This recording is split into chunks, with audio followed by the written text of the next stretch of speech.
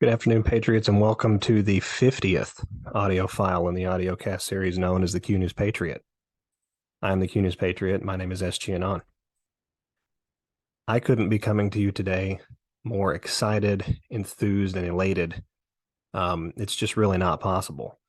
What we have going on, what we're witnessing around the world right now, the chaos that is beginning to break loose in the public space, the dishevelment that we're starting to see from all of the different warring factions throughout the world in this massive and epic power struggle for control of the Earth's destiny, it's really fully on display at this point. Today's file is going to have a large amount of information. I'm going to try and condense it and make it fluid as best as I can. I've been spending really the last 72 hours, most of the research that I've been doing outside of posting on Truth Social has been in preparation for this file. There are incredible things happening in all different theaters around the world, including communications, both blatant and covert, from the commander-in-chief, Donald J. Trump, activity from the Russian military, activity in the Middle East with Turkey, especially in the run-up to their elections in 5 days, which the U.S.-based terrorist organization CIA, actually Switzerland-based, but reinforced by the U.S., and then of course the Mossad. They really can't stand this. Turkey and the Arab coalition that are forming right now, with the backing of Russia, with the backing of China, and soon to be with the backing of the African continent and a group of African nations, that's really going to spell the end by the time we get to the end of this movie for that Canaanite locus of control in the Middle East. Just recently, we had evidence of the United States Coast Guard operating in territorial waters halfway around the world, ostensibly, of course, under the Department of the Navy.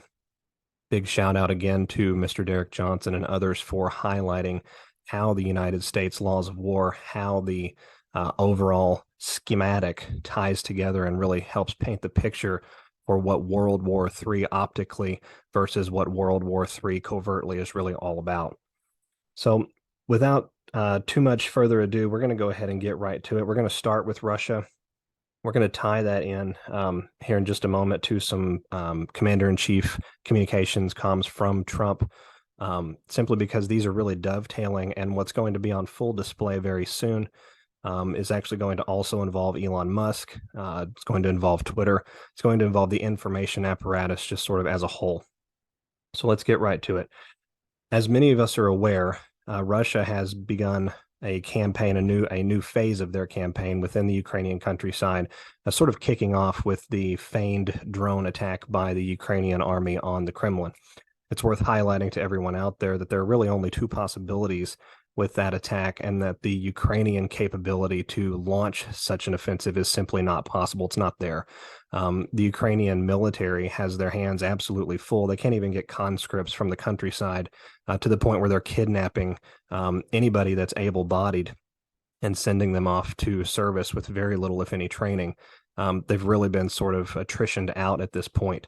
So it's worth highlighting that that particular event that occurred in Moscow, it looked pathetic just from the video footage, but the CIA, the Mossad, the Five Eyes communities, British MI6 being heavily involved in that as well, I believe are primarily to blame for that. But it's also possible that this was a false flag staged by the patriots of the Russian military as a justification for expanding the operations within Ukraine, expanding the operations as it pertains to the reinforcement of the borders with NATO countries, and of course the movement of assets, military capabilities, etc., throughout Western Russia. Regardless of what the premise is, we've seen the results. Just a couple of days ago, Russia began a very intense air and missile campaign launched from 3 separate sectors, including strategic air platforms that were in the air over the Ukrainian countryside and along the Baltic states' borders, which sort of paints us the picture that we've already known for a while, that the Russian Air Force, in conjunction with their allies, really do command and control the skies in those areas. And air power is a very important portion of what is going on in the world. The ability to secure ourselves at the airborne level, the ability to launch munitions air to ground, the ability to insulate very important individuals, including President Putin, including President Trump, and others, Prime Minister Orban, for example, is very critical as we go through this process, because it provides an element, sort of a wild card, that the deep state's not able to handle. we have a multi-front, a multi-angular conflict occurring, right? We have white hat mill versus black hat mill within the NATO nations that is beginning to really pop off and kick off. We know that the white hat militaries are yoked with one another through the back channels of military intelligence. We have good visual evidence over the last 5 years to corroborate this. So it's worth highlighting that insulating these particular factions and providing a multi-front war, not only a multi-front, but a multi-dimensional air, ground, sea, underground, all of the necessary components is really a massive portion of how we assault this apparatus all around the world. We've talked a lot on this program about how we assault things at the multi-level plane, if you will, throughout society between business, finance, banking, law, economics, bureaucracy, military power, and even within that military power, we have the industrial complex, the murder complex, the mercenary warlords, and the patriots. It's worth highlighting that that is becoming a massive component publicly, even at this point, as we witness operations in the Pacific, as we witness operations in Eastern Europe that are expanding soon to Central and Northern Europe, and operations in the Western Hemisphere. So it's worth noting that Russia is preparing the groundwork right now. They have actually moved more than 1 million soldiers. The Russian regular army has moved more than 1 million soldiers down into the southwest of the country and into the Ukrainian captured, I shouldn't say captured territories, I should say reincorporated territories, in preparation for what's going to be a full-scale ground offensive. That ground offensive will go at least all of the way to the Polish border, possibly into the Polish border by the time this is all over. Additionally, President Lukashenko was in Moscow just a couple of days ago, ostensibly to discuss interoperational coordination with the Russian military as he met with the Russian Minister of Defense. We've been talking a little bit on this program how Belarus and their military capabilities have been bolstered, streamlined, sort of coordinated with Russia. They've been really working on interoperational effectiveness for a long time. And Belarus and Russian President Putin have already discussed initial framework, if you will, for the reincorporation of the Belarusian territory into Mother Russia. Now, what's between Belarus and Russia? Well, it's the NATO nations, the Baltic states, Estonia, Latvia, and Lithuania. Also, traditionally, if we go ancestrally back several hundred years, they're a portion of Russia. They were liberated away from Russia against the will of the Russian people, and of course, stolen away as a result of having their country sort of partitioned and piecemealed by the same sort of deep state apparatus that took hold under Bolshevism, that had a decent little foothold at different points along the way in the last 400 years, but really solidified under Bolshevism in 1917. And of course, the ruling class, the ancestral inheritance, the inheritance of we the people, being forced out of Russia with the destruction of the Romanov dynasty. So these are amazing events that are kicking off in preparation for what we can only sort of describe as going to be a multi-front kinetic public war as it pertains to really Russia versus NATO. The Baltic states will fall in this particular upcoming conflict, and that is a major portion of why Russia has been sort of draining NATO of their military reserves, draining NATO of their capability. At the same time that this has been occurring with Russia, over these last year and a half or so, we have a situation occurring in the West where, because of the nature of the financial systems, because of the destruction that's being caused within the banking systems, the financial levers of power, the NATO nations are simply not able to industrialize and keep up and mobilize in the way that they have always been before. In other words, the Russian economy and the Russian industrial war machine, in partnership with their allies, China, Iran, Turkey, and others, is really outpacing the ability of the West to keep up with war, not only in a kinetic military sense, not only in an equipment sense, but also in the ability to make up for lost ground. So the NATO nations are, sort of being drained out. They're sort of being drug into the limelight without the ability to effectively oppose things. And that's a component of this operation that constitutes yet another front in this war, just like we were talking about a moment ago. If you don't have the financial market capability, if you don't have the liquid lifeblood to build the war machine, to convert production and industry and produce the weapons, produce the ability to wage war, produce the ability to embattle with one another, then naturally the one who's capable of doing that will win. I think that's a major reason, if I can, just my own personal opinion, that we've seen the military operation within the United States government and the continuity of government that has been put into place. It's a major component of why that became what it did and why it's gone the way that it has. We've seen the Speaker McCarthy. We've seen the fake Joe Biden many times just in the last few weeks discussing this idea of a debt ceiling, all of the money that's gone to Ukraine, which of course we know didn't actually go to Ukraine, all of the weapons that have gone to Ukraine, most of which have been really destroyed and intercepted by the Russians, to the point where Zelensky just a few days ago was making yet another video asking for help, yet another video asking for weapons. We need more of this. We need more of that. And the NATO nations, still remaining under black hat control, are aware that if they continue to supply arms to really what is becoming a burning bonfire of military equipment in Eastern Europe, they're going to be left defenseless in their own right. It's worth highlighting that certain territories, such as in the east of Finland, the Baltic states, Belarus, I think we could even go so far as to say portions of Poland, but I'm unclear on that in particular, but certainly in these other areas. These are Russian territories by ancestry and heritage, and they must be returned. That's part of writing the spell work, writing the karmic justice, giving meaning to the generational suffering, the billions of lives that have been lost in wars over the years. And it's important to return that, all of that, to the rightful owners. The same principle applies with Taiwan and China. Taiwan always has been a Chinese territory, has always been ancestrally Chinese, has always been very proud, really, to have been associated and a part of, the dynasties of China, the Empire of China, if we want to call it that. And so that is something that the ancestors for the Chinese people would very much want to see happen. And the Chinese and the Asian societies really in general take this concept of honor, this concept of restoration, of integrity, doing right by their ancestors, doing right by their history as a very, very serious component in how they operate day to day and how they behave with one another.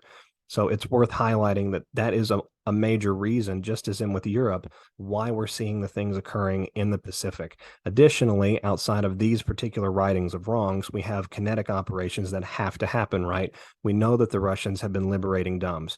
We know that the Russians have been destroying and cataloging bioweapon laboratories.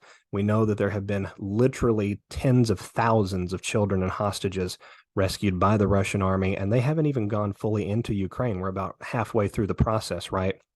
If we look at the situation and define the actual front lines and the borders, the Russian army, really the Russian paramilitary PMC Wagner, with the backing of the Russian army, has only taken about 40% of the territory that really ancestrally must be returned. So what are we going to find in that other 60% as we move further west? I think we're going to find a lot of the same.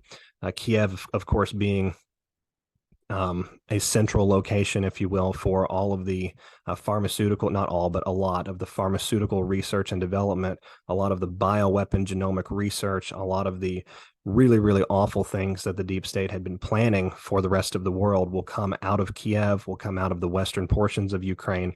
And that's one of the reasons we've seen a schism begin to develop in the white hats versus black hats within the NATO militaries. Everyone's sort of looking to protect their own side. Everyone's trying to keep their own flag from being captured. One of the reasons I believe that it's possible we see the Russian army even into Poland before this is all over is because that corridor from southeastern Poland into western Ukraine across those areas of Europe has been a major component of trafficking of bioweapons and especially the research and personnel involved in that out of Ukraine, getting them further west of the Russians, knowing that the Russian army and the bear are coming. So it's worth highlighting that Xi has the same goal, right? We have to eliminate all of these different evils. We have to right the ancestral wrongs, but we also have to destroy and catalog all of the weapon laboratories, all of the biological pathogens that have been created and weaponized. We have to be able to get a bead on who did what. We have to have the documentation to prove it in tribunals. We have to rescue the children, especially beneath Taiwan and into the Philippines. The Philippines will be involved in this primarily because they're an avenue and have been for several hundred years for intense child trafficking, organ harvesting, adrenochrome. Some of the worst crimes imaginable have gone on in and within within and surrounding the Philippine areas. And it's been an area of the world that has really not had a lot of oversight as it pertains to ensuring that these sorts of things didn't occur, right? So, and this goes all of the way back to the Spanish conquest of the Philippines back, I believe it was in the 17th century, moving right along and right forward. We can go forward into the 20th century with MacArthur, who, unfortunately, and I respect the military history just as all of you do, but unfortunately, General MacArthur, not one of the individuals that we would like to think would have been on our side, would have been for we the people everywhere. Certainly sort of a sexual deviant, if we will, and there's evidence to show this. And so we're righting a lot of these wrongs. We're involving exposure here in a lot of these areas. The Philippines being a primary hub for a lot of the deep state islands, similar to the Epstein Islands in the Caribbean, that exist within the Pacific Rim and the Pacific regions. That's one of, and if not the major reason, that in the biolaboratories in Taiwan, that we're seeing black hats within Japan, the Australia, New Zealand area, even out of Indonesia and South Korea coming into play, rattling their sabers, getting themselves ready because they understand that China and the CCP are sort of two different factions, and the Chinese patriots now have control of most of that military apparatus with that coup that was attempted last year. That was the justification for Chinese patriots to insulate the lawful president and to absolutely crush dissension within the flag officer ranks of the military and to reclaim control of the Chinese military intelligence community. As a result of that, we've seen things come around in the United States and other areas wanting to ban TikTok. Why? Because TikTok was overtaken within that coup. The net results of that becoming, of course, this massive red pill machine, as opposed to just a data collection machine, which is what TikTok has been for a very, very long time. So all of these situations sort of tie together and dovetail very nicely.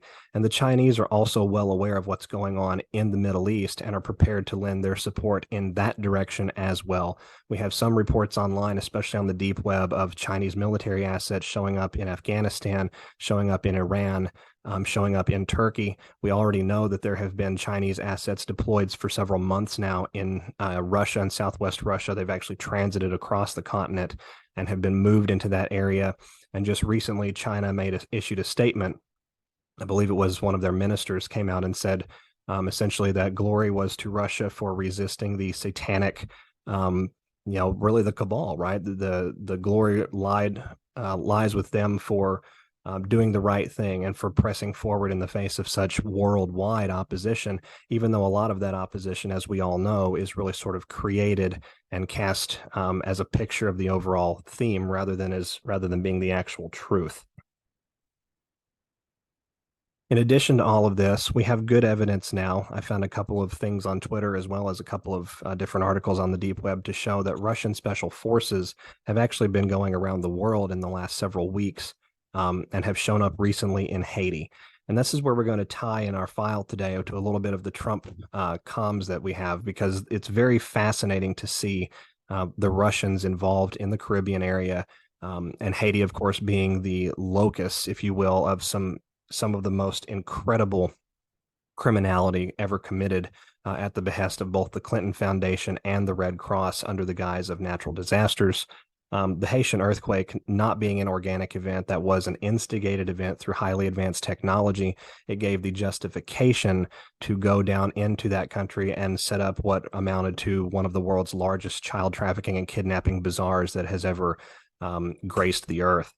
So understanding then that the Russians are heavily involved in righting that wrong, exposing the Clinton Foundation, we tie that back to Uranium One. We see these webs sort of coalesce and come together. And it's fascinating to see the Trump comms that we had regarding this very issue, which we'll get into in just a moment, that tied directly to a lot of that. So let's go over here. We're going to go to the President's Truth Social. On May the 5th, 2023 at 10:14 a.m., Title 42 expires next week, all capitalized. So this is a border, right? This is a border reference. He's obviously drawing attention to the invasion of the United States. But how else does this play out? Well, the truth reads, this date will go down in infamy, 3 exclamation points. Our borders will completely collapse. We will be officially a third world nation. So I came over here to our Q drops, and I thought to myself, well, let's just go ahead and start with the simplest of terms. I decoded this several different ways. Each way came back to something that was common themed, especially as it pertains to what I was just discussing with the Russian military and special operations. I put in the word infamy into the Q post, and one Q post, only one, contains the word infamy. It's post 392 from December the 19th of 2017 at 8:50 and 59 p.m. Eastern Standard Time. We go down here, it's a number of different posts by Anons, names, digging, links, little black books, etc. Then we arrive at this post, Heidi Fleiss, regarding Heidi Fleiss. Her cadre of high-class hookers once commanded $1,500 a night from high-rolling celebrities. At the height of her infamy, there's the word, Fleiss was known as the Hollywood Madam and was busted at her home in June '93 by the Los Angeles Police Department. Her father, Dr. Paul Fleiss, a prominent LA pediatrician, oversaw the birth of Madonna's firstborn child. Now, we know Madonna, of course, is a satanic child trafficking witch and adrenochrome user, a very evil person.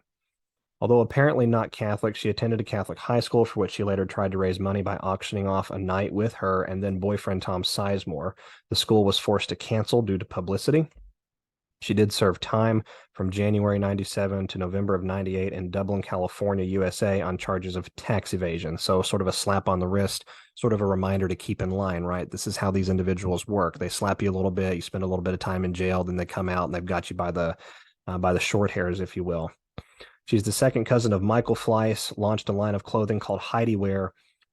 Excuse me, her Los Angeles boutique, The Little Shop of Sex, scheduled to open in 2005. She also had a legal brothel in Nevada, likely Las Vegas. I haven't investigated that. Author of several titillating books, including Pandering and The Player's Handbook, and a DVD entitled Sex Tips with Victoria Sellers. She dropped out of high school in 10th grade. When she was 22, she met Madame Alex, a well-known Los Angeles brothel owner. Fleiss soon took over the business.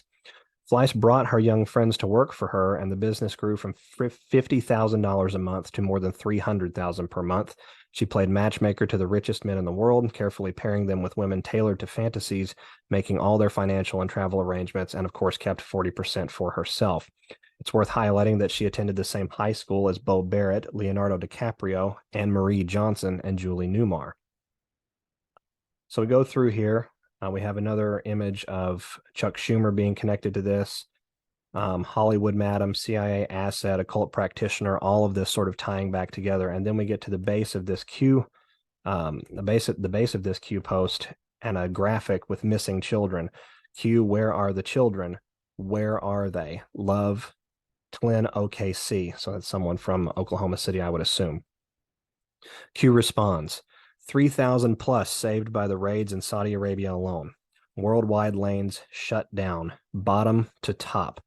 Haiti, Red Cross, classified, high priority.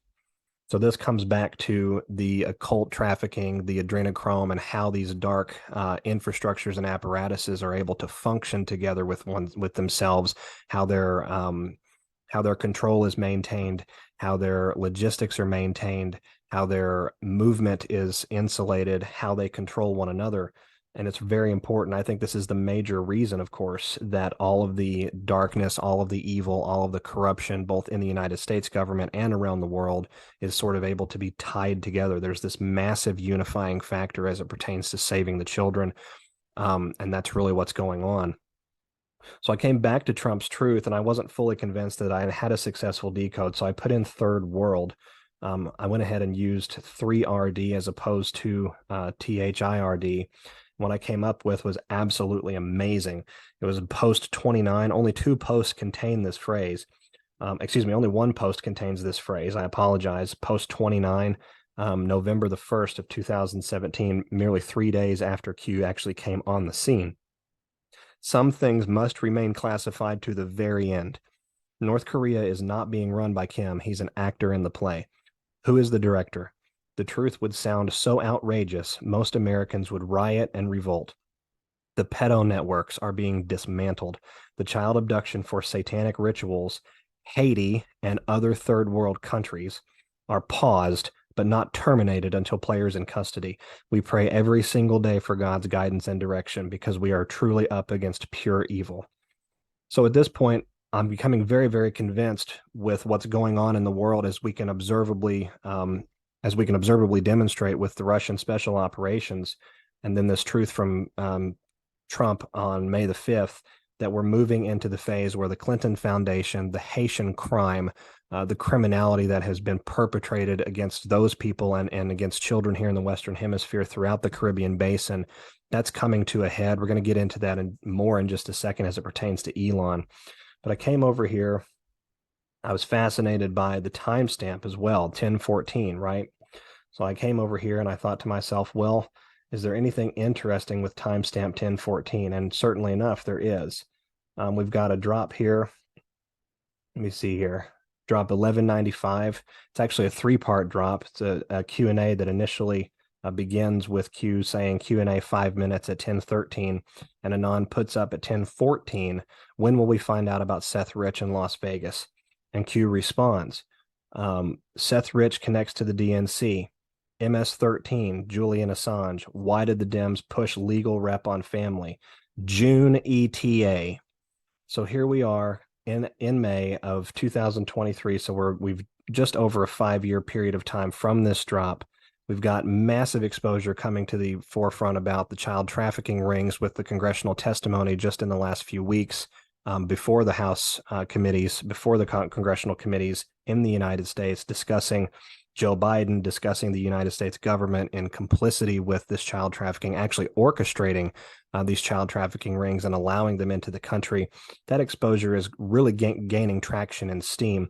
We also know that Julian Assange was primarily targeted by all governments that were corrupted around the world, all at one time, really, sort of in unison, because of the information that he had been able to garner and then hold on to, discussing this very issue, discussing the child trafficking, discussing the adrenochrome rings, discussing the pedophilia, the Obama $60,000 pizza party, Comet Ping Pong, all of these other, fronts and facets and angles that tie back to this same evil. Julian Assange had it all. And that's one of the reasons he's been and really has been for a while the most wanted man in the world by this particular deep state. And it's why it's been so important to insulate Julian this entire time. So these compelling drops to me point me towards the idea that we have operations going on to eliminate these operations, these trafficking and really disgusting criminal operations in the Caribbean basin. And then I came over here and I thought to myself, well, let's go ahead and see if anything ties back in this fashion to May the 5th, because this was put out on 5x5. If we want to take it a little bit further, this truth from the president came out May 5th of 23, so 5x5x5.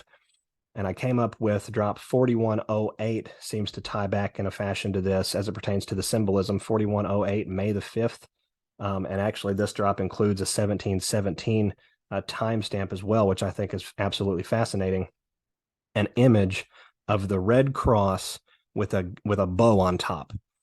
It doesn't get more obvious to me when we combine all of these different facets, all of these different component parts, that we've got a massive, massive point towards the Clinton Foundation, Haiti, the Red Cross, how these operations work, how these trafficking and kidnapping operations around the world have always been done, and how it's always done under the guise of humanitarian aid when it's sort of on its face, right? That's how this cabal, this Luciferian inversion society has always been. They paint it as something that's good and right, but it's really those very organizations, those very areas that we're taught to trust so much and put faith into and donate to and donate towards, right, and give blood for, and all of this.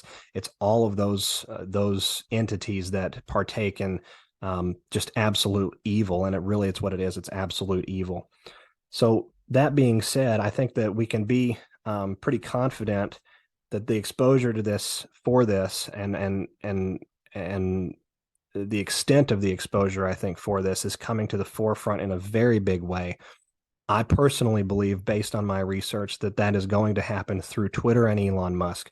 We already have Elon Musk discussing things online about how the media misrepresents things, about how the U.S. government is involved in criminal activity. We have Elon highlighting financial criminality. We have Elon exposing government censorship. We have the Twitter files, which has been an unbelievably successful counterintelligence operation to break open the idea that government and private entities are separate when they are in fact not, especially as it pertains to big tech and big tech being involved with artificial intelligence, algorithmic, programming, and things of that nature. So it would make sense to me, and it does make sense to me, that the Twitter platform and other big tech platforms like YouTube, like TikTok, like um, um, Apple and the Alphabet organization, right, like Facebook, they're going to be involved and shown for what they really are, and it's going to occur through their own conduits, through their own channels.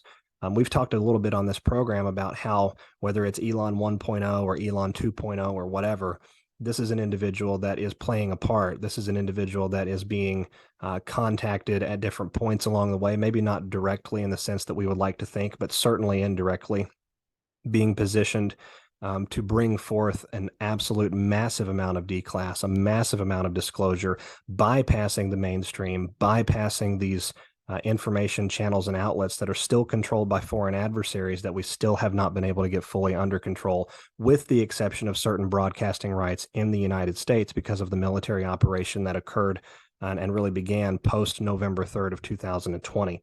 That military operation exists for a number of different reasons, right? We all know that. But one of the component portions of that, one of the objectives of that operation is to hang the mainstream media on their own rope.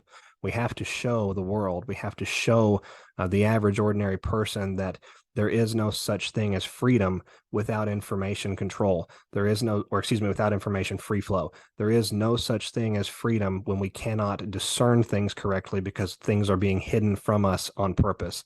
There is no such thing as self-determination when we do not have a clear picture. So a major component of what we're doing with this entire operation is not only to highlight the criminality, not only to expose the pedophilia, the trafficking, the adrenochrome, the child sacrifice, the murder, the Epstein Island Room 29, the HRC, February 12th, 2009, right? We're not only doing that, but we're also doing it in such a way that the typical avenues, the typical modalities of information receptivity are completely destroyed.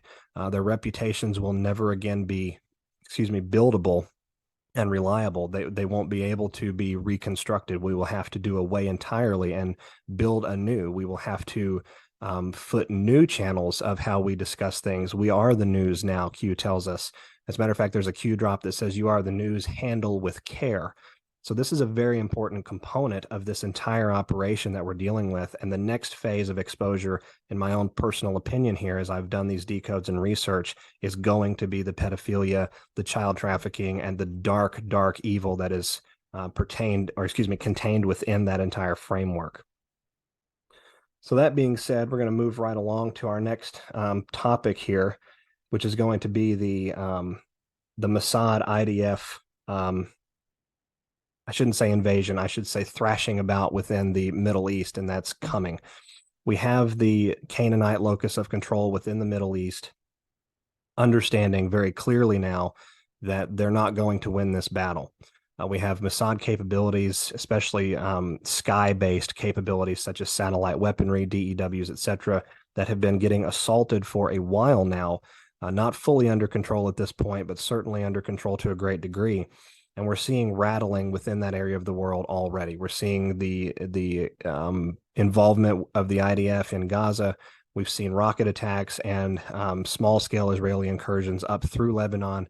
Those are going to continue into Syria because of Assad, not Mossad, Assad, Bashar Assad. This is an individual who is a Syrian for Syria, right? This is an individual who is aligned with Putin, who is aligned with this worldwide alliance, who wants to see this absolute evil that has taken entrenchment in what was really supposed to be the promised land of old. He wants to see that dethroned and destroyed. The Mossad is very well aware of that, and they're very well aware of the historical significance of what all is contained within Syria. Syria holds a lot of the world's history. Damascus is one of the oldest cities in the world. Aleppo is also one of the oldest cities in the world. So there's a lot of the correct history. There's a lot of the right record that still exists in that area. And so if you are an enemy and you are looking at a potential defeat, how do you ensure, and especially in an information battle as well as a kinetic battle, how do you ensure that you are you come out on the other side victorious? Well, you have to have public opinion. You would like to, ideally, you would like to have military power and dominance and victory. But even if you don't have that, how can you insulate yourself going forward? Well, you have to have the public opinion. In order to have the public opinion, you have to have control of the record. You have to be able to write, alter, or affect in some fashion the history, which is going to influence opinions going forward. So that is a major goal of the Caesarian protectorate, if you will, down there, is to preserve their own lens of how they have put together history and prevent the rest of the world from learning true things. You know, things like the kings of old, the Assyrian kings of old, going all of the way back to Nineveh, and how those dynamics and in those days played out. You know, going back really to the Great Flood even, and how the post-flood world played out and allowed for the encroachment all around the world of this satanic Luciferian cabal, this Canaanite religion that has affected every single one of us across all of our national boundaries, unknowingly, of course, but absolutely has affected us for hundreds and hundreds, really thousands of years at this point. So as Turkey continues to strengthen itself, as Turkey continues to wipe out CIA assets, including just recently killing a CIA commander in the north of Syria, we're seeing that sort of saber rattling from the Israeli state beginning to become a kinetic thing. We've got the Arab coalition that is going to help dethrone that from the south and west and east beginning to come together. We have Egypt and Saudi Arabia discussing military cooperation.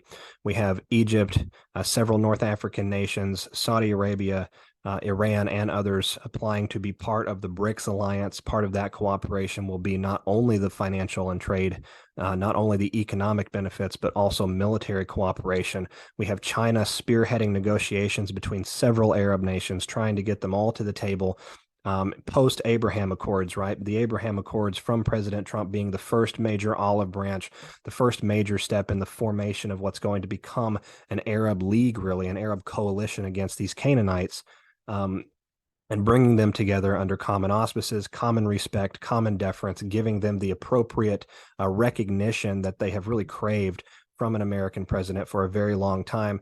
Now we have China coming in with their economic and military power. Of course, the western portions of China extending all of the way really into the Middle East, the eastern areas of the Middle East. They're sort of broaching these other discussions, helping iron out some of these other important details, providing military aid where it's necessary, offering to provide capital where it's necessary. We have the yuan being traded and really becoming a massive economic force within the BRICS nations. And that's, of course, that economic backing, that guarantee of money is a big portion of what's going on here. Saudi Arabia also in ties with China, discussions with China to help increase the influence of those currencies within that alliance bloc so that they can come against that final Canaanite resistance in the Middle East. Based on the research that I'm doing, it's looking like we're going to have an Israeli invasion to the north, going through Lebanon, going into Syria in an attempt to escape, in an attempt to get back to their very ancient areas that they've always used to get away, from different coalitions and military advances, military prowess in ages past, not only going back even to 1967 and 1948, but much, much further. You know, we're talking several hundred and even several thousand years in some situations. Egypt is going to be involved in this militarily before it's over. I think we're obviously going to see Turkey involved in this, and Russia and China before it's over. It's very possible that we even see some of the southeastern nations in Europe involved in two different directions, down from the Istanbul, Constantinople areas of old, and certainly up into the Eastern European areas with Ukraine, Belarus, Hungary, going back several hundred years. So this is a massive time to be alive. This is really an amazing time that we're all living through and that we're getting a chance to watch, we're getting a chance to witness, and we're being allowed the opportunity to put together all of these component portions and pieces in a largesse discussion to really appreciate the full picture. We've got the coronation just recently of the fake King Charles. You know, what a symbolic event to witness, right? 6 months, 6 weeks, and 6 days after the death, or excuse me, the funeral of QE2, one of the most evil women ever to exist. We have Charles crowned, and he doesn't even look happy. And as a matter of fact, he doesn't even look human really at that point. We got blinking sideways on two separate eyes. At the same time that this occurs, the crown goes down. Onto Charles, and Camilla gets to go up there and live the dream that she's always wanted. They look absolutely miserable. And then the Grim Reaper of all people walks by the door of the Abbey in a very quick, a very quick step-like fashion across the front door, just enough to get people's attention, not enough to draw more conclusions from it. If we understand what that means, the Grim Reaper is sort of a legend from old, going back to the Greek god Kronos, who allegedly took up residence in the Scottish Isles of all places, to be honest. I believe it was Edsel Castle. And that particular castle is 51 kilometers, I think, from the Trump golf course that the president was just recently involved with and at. The symbolism here is absolutely astounding. If we go back to 1646, King Charles in those days actually surrendered to a We the People army that was based from the Scots, providing the way, or paving the way, I think, in those days for the end of the House of Windsor, the end of the monarchy. We're going to see that sort of played out again in the coming weeks and months. This will be, I think, the shortest reign of a British monarch that we have ever experienced or really contrived in our lifetimes, and will be the end overall of the British monarchy. You could not be living a more exciting time to be alive. You absolutely could not be more chosen, more called, more blessed, I think more humbled. How amazing that God chose all of us to be here in this moment at this time. How amazing that we've all been empowered with this great awakening, that the Q operation came out under President Trump and has spawned off such incredible research, appreciation, discovery, in many cases rediscovery of the real history of our Earth, our real place in the universe, our real place with one another, our real place before our Creator. I'm smiling so big right now, I might as well be at my own birthday party. It's absolutely incredible to watch. It's incredible to be a part of. Yes, is it scary? Of course. I mean, we've got the situation going on with the U.S. southern border. It's my opinion that particular invasion, if you will, of the southern border is going to achieve some amount of traction before we get in the involvement that we'd like to have, because the United States and the peoples of the United States have really never been exposed in such a fashion. We've always sort of been isolationist, right? We've always sort of been about our own thing. We're over here in our little area, La Cosa Nostra, right? Our little thing here, and the rest of the world has sort of been separate. This is a major lesson, I think, to the peoples of the United States and to we the people everywhere, that we are interconnected, that we are sort of interdependent with one another, and that we the people know no national boundaries. We know no skin colors. We really don't recognize one another for origins. We the people. We are one humanity. We are humankind pressing forward. It's worth highlighting that I think, and we really don't have time to get into it on this file, but there's much more going on with the Title 42 expiration than meets the eye.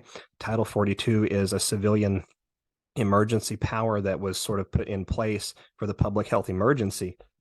Excuse me. And as that particular emergency power comes to an end, we return to sort of a standard operational mode. The standard operational mode, of course, being the collapse of the civilian ability to maintain the federal border. And so Chris Miller is on air several times, or excuse me, at least one time, saying that the military can be used for domestic law enforcement, but not until the civilian apparatus of society, the civilian ability to ensure law and order, has broken down. Is this what we mean by that? Is this where we're going with that? It's really hard to say, right? At the same time this is going on, we have the banking system of the entire NATO Western Bloc of nations, primarily based in London and the United States, Great Britain and the United States, coming down in free fall. How these events tie together, how this affects military operations worldwide, I think is anybody's guess. But the fact of the matter remains, we are living the most exciting, incredible, exhilarating, terrifying time that could ever really be here for us, both in the United States and around the world. We, the people, are waking up rapidly. We, the people, are understanding rapidly what's going on with our nations. Just look at Pakistan.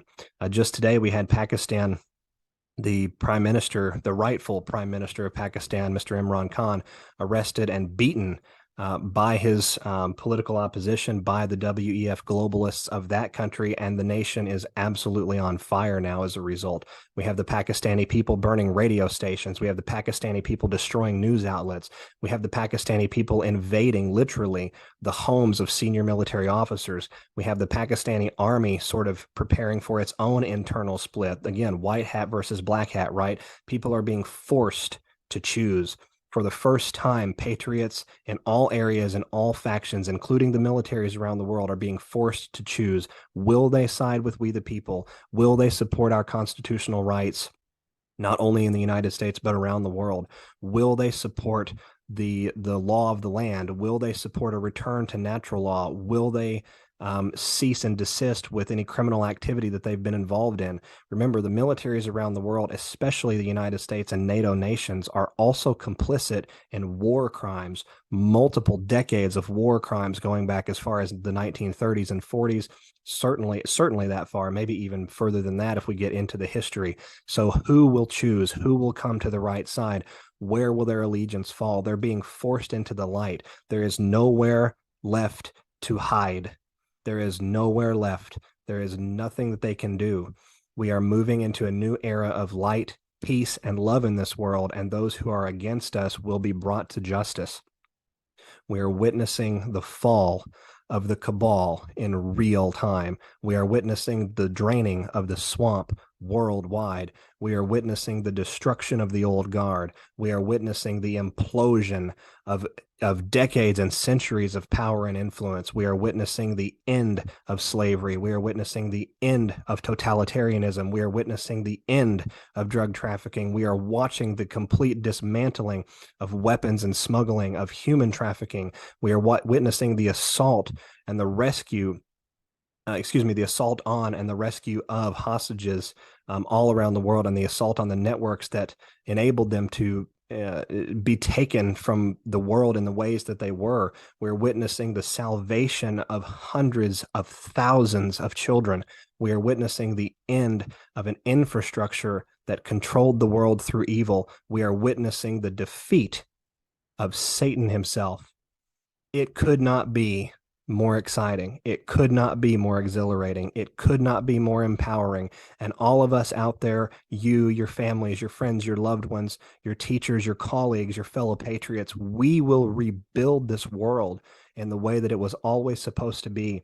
We will rebuild our earth oriented in the proper direction. We will give God the rightful place. We will have a Christ-like mindset that will help to empower and rejuvenate and reinvigorate all areas of the earth that have been pillaged and pilfered and raped and destroyed for hundreds of years. We are going to create beauty again. We're going to create honor again. We're going to create pleasantry again. We're going to create wealth again. We're going to make our earth great again.